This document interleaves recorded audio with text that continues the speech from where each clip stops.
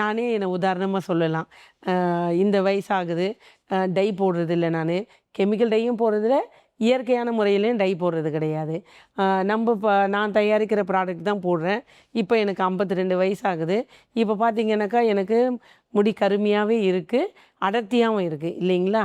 நம்ம வீட்டில் இருக்கிற பெரியவங்க சொல்லியிருப்பாங்க, எண்ஜான் உடம்புக்கு சிரசே பிரதானம்னு சொல்லியிருப்பாங்க. செம்பருத்தி சிகர்காய் பவுடர்லேயும் இந்த செம்பருத்தி பிளாக் ஆயிலையும் என்னென்னம்மா போடுறீங்க, இவ்வளோ நல்ல ரிசல்ட் இருக்கேன்னு கேட்குறாங்க.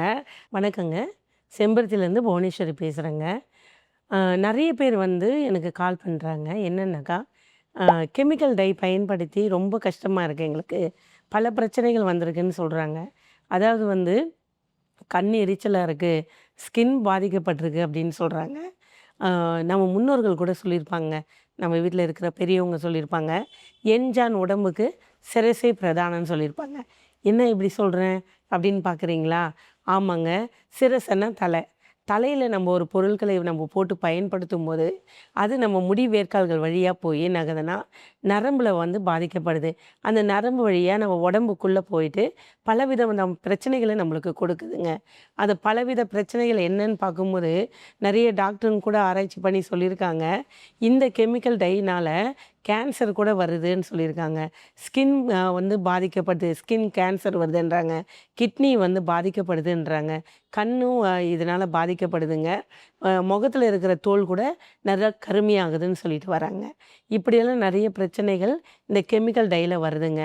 இது மாதிரி பாதிப்பு இருக்கக்கூடாது அப்படின்னாக்கா தான் நீங்கள் இயற்கையான முறையில் நம்ம வீட்டில் இருக்கிற வீட்டில் மற்றபடி வேறு எங்கனாக நிறைய தோட்டங்கள் இருக்கிற நிறைய இடங்களில் வந்து இயற்கையான மூலிகை பொருட்கள் இருக்குதுங்க. அந்த மூலிகை பொருட்களை நம்ம கொண்டு வந்து நம்ம சுத்தமான தேங்காய் எண்ணெயில் வந்து நம்ம அந்த பொருட்களை போட்டு சரியான அளவு போட்டு தயாரித்து அதை நம்ம தலைமுடிக்கு பயன்படுத்தும் போது எந்த ஒரு சைடு எஃபெக்டும் கொடுக்காதுங்க. இந்த மூலிகை பொருள் இலைகள் மூலமாக எண்ணெயை தயாரித்து நம்ம தலையில் போடும்போது அதுவும் நம்ம முடி வேர்க்காலுக்குள்ளே இறங்கி நம்ம உடலுக்குள்ளாகவும் பல நன்மைகளை தருதுங்க. உஷ்ணத்தை நம்ம உடம்புல வந்து நிறைய பேருக்கு உடம்புல உஷ்ணம் இருக்கிறதே தெரியாது. அவங்க பாட்டுன்னு போயிட்டு வந்துட்டு இருப்பாங்க. ஆனால் செம்பருத்தி இலை, செம்பருத்தி பூவு, நெல்லிக்காய், கொய்யா இலை, ஆவாரம் பூவு, ரோஜா இதெல்லாம் வந்து என்ன ஆகுதுன்னா அந்த உஷ்ணத்தை வந்து சரி வெளியில் கொண்டு வரும். அது வெளியில் கொண்டு வரும்போது தான் நம்ம கண் வந்து ரொம்ப எரிச்சலாக இருக்கும். அப்போ நம்ம புரிஞ்சுக்கணும், இந்த குளிர்ச்சியான மூலிகை இலைகள் வந்து உடலுக்குள்ளே இருக்கிற அந்த வெப்பத்தன்மையை வந்து நம்மளுக்கு வெளியில் கொண்டு வருது. இந்த இயற்கையான மூலிகை பொருட்கள் வந்து இத்தனை நன்மை செய்யுது. அது மாத்திரம் இல்லாமல் நம்ம சீயக்காய் போட்டு தலைக்கு குளிக்கும் போது நிறைய பேர் சொல்லுவாங்க, இன்றைக்கி எண்ணெய் தேய்ச்சி தலைக்கு குளித்தேன், உடம்பு அவ்வளோ ஃப்ரெஷ்ஷாக இருக்குது அப்படின்னு சொல்லியிருப்பாங்க. நல்லா அப்படியே நம்ம லேசாக காற்றுல பறக்கிற மாதிரி இருக்குங்க. என் பையனை கூட சொல்லுவான், அம்மா ரொம்ப இறுக்கமாக இருந்த மாதிரி உடம்பு இருந்தது, எண்ணெய் தேய்ச்சி தலைக்கு ஊற்றுனேன், நீ இன்றைக்கி உடம்பு வந்து காற்றுல பறக்கிற மாதிரி அவ்வளோ லேசாக இருக்குது, உடம்பும் ஃப்ரெஷ்ஷாக இருக்குன்னுவாங்க. இது என் பையனுடைய அனுபவம், என்னுடைய அனுபவம் மாத்திரம் இல்லைங்க, நிறைய பேர் அதை தான் உணர்ந்துருக்குறாங்க. அதே நம்ம ஒரு கெமிக்கல் ப்ராடக்டை போட்டு தலைக்கு குளிச்சுட்டு வரும்போது நம்மளுக்கு வந்து இயற்கையாக கடவுள் நம்ம தலைமுடியில் கொடுத்துருக்கிற அந்த கருமை நிறத்தை அதெல்லாம் வந்து கொஞ்சம் கொஞ்சமாக அந்த கெமிக்கல் என்ன பண்ணிடும்னா எடுத்துருங்க.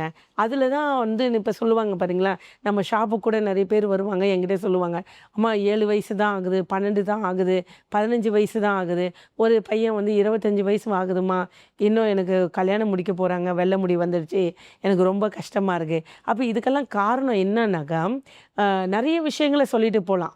வெள்ளை முடி ஏன் வந்திருக்கு அப்படின்றதுக்கு நம்ம நிறைய விஷயங்களை சொல்லலாம். ஏன்னு சொல்ல முடியுதுன்னா, நம்ம வந்து முடி வேர்க்கால்களுக்குள்ள மண்டைக்குள்ளே வந்து மெலனின் என்று ஒரு சுரபி இருக்குங்க. அதில் மூலமாக தான் நம்மளுக்கு வந்து கருமை நிறத்தை நம்ம முடிக்கு கொடுக்குது. இந்த மெலனின் வந்து நம்மளுக்கு குறைவுபடும் போது தான் நம்மளுக்கு இந்த வெள்ளை முடி வந்து பிரச்சனைகள் சின்ன வயசுலேயே பிள்ளைகளுக்கு வருது.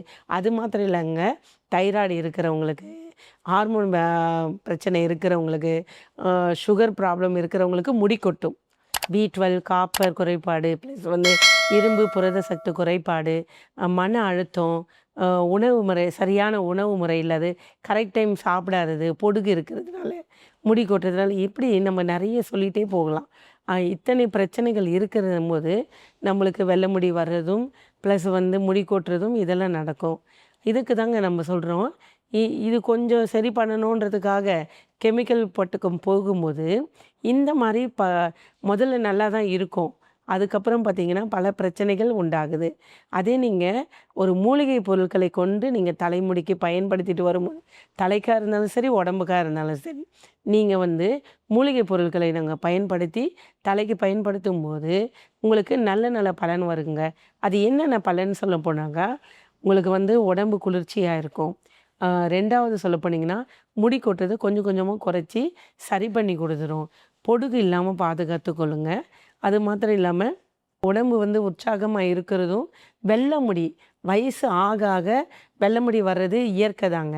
ஆனால் அதை கூட வந்து இந்த இயற்கையான மூலிகை பொருட்களை கொண்டு நம்ம தயாரிக்கணும் இல்லைங்களா? இந்த சீயக்காய் தூள், கருப்பெண்ணெய் இந்த மாதிரி நம்ம பயன்படுத்தும் போது, எண்ணெய்களை பயன்படுத்தும் போது அது வந்து கொஞ்சம் தள்ளி போடுது. இப்போ எனக்கு எப்படி சொல்ல போனாங்க, நானே என்னை உதாரணமாக சொல்லலாம். இந்த வயசாகுது, டை போடுறது இல்லை நான்.